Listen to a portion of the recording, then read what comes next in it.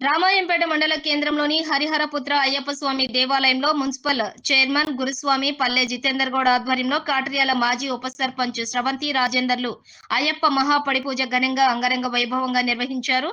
అయ్యప్ప భజన సంకీర్తనలు భక్తులను ఎంతగానో ఆకట్టుకున్నాయి.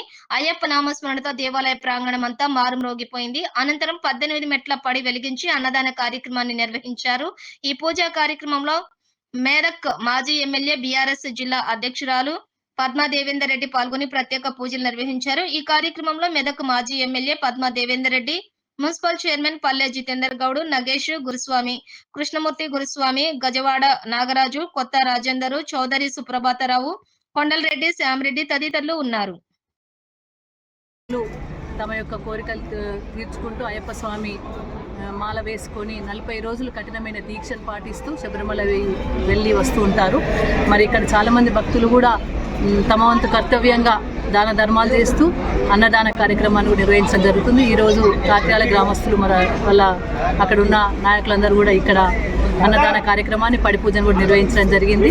మరి అయ్యప్ప స్వామి అందరినీ బాగా చూసుకోవాలని, రైతాంగాన్ని అదేవిధంగా ఈ రాష్ట్రాన్ని ముందందు నడిపించే విధంగా అయ్యప్ప స్వామి కరుణా కటాక్షలు అందరి మీద ఉండాలని చెప్పి మనస్ఫూర్తిగా కోరుకోవడం జరిగింది. మరి ఈ ఆలయ అభివృద్ధిలో గతంలో కూడా నేను శాసనసభ్యురాలుగా ఉన్నప్పుడు మరి అనేక కార్యక్రమాల ద్వారా ఇక్కడ ఆలయంలో కూడా మా వంతు కర్తవ్యంగా మా వంతు బాధ్యతగా ఈ ఆలయ అభివృద్ధిలో పాల్గొనడం జరిగింది. తప్పకుండా మా నాయకులు కూడా అందరూ కూడా ఇక్కడ ఈ ఆలయ అభివృద్ధిలో కూడా పాల్పంచుకుంటూ ఉన్నారు. అనేక రకాలుగా సహాయ సహకారాలు అందిస్తూనే మరి భక్త గణాన్ని కూడా తయారు చేసి ఇక్కడ అయ్యప్ప మాలలు ధరించే విధంగా, ఇక్కడే భోజన కార్యక్రమాలు చేసే విధంగా, నిత్యాన్నదానం జరిగే విధంగా కూడా కార్యక్రమాలు చేసుకుంటూ పోతున్నారు. మా జితేందర్ స్వామి ఆలయం వారి నాగరాజు గారి ఆధ్వర్యంలో అనేక మంది భక్తులు ఇక్కడ మాల వస్తూ ఉన్నారు. మరి వారందరికీ కూడా శుభాకాంక్షలు, వారందరికీ కూడా ధన్యవాదాలు. తప్పకుండా రాబోయే కాలంలో ఈ ఆలయ అభివృద్ధికి మరింత అభివృద్ధి జరిగే విధంగా మా చేదోడు వాదోడుగా మా వంతు సాయంగా తప్పకుండా సహాయ సహకారాలు అందిస్తామని చెప్పి తెలియజేసుకుంటూ ఆ అయ్యప్ప స్వామి కరుణా కటాక్షాలు అందరి మీద ఉండాలని చెప్పి మనస్ఫూర్తిగా కోరుకుంటా ఉన్నాం. ఇంకా అన్ని ఫోన్లు వస్తుంటే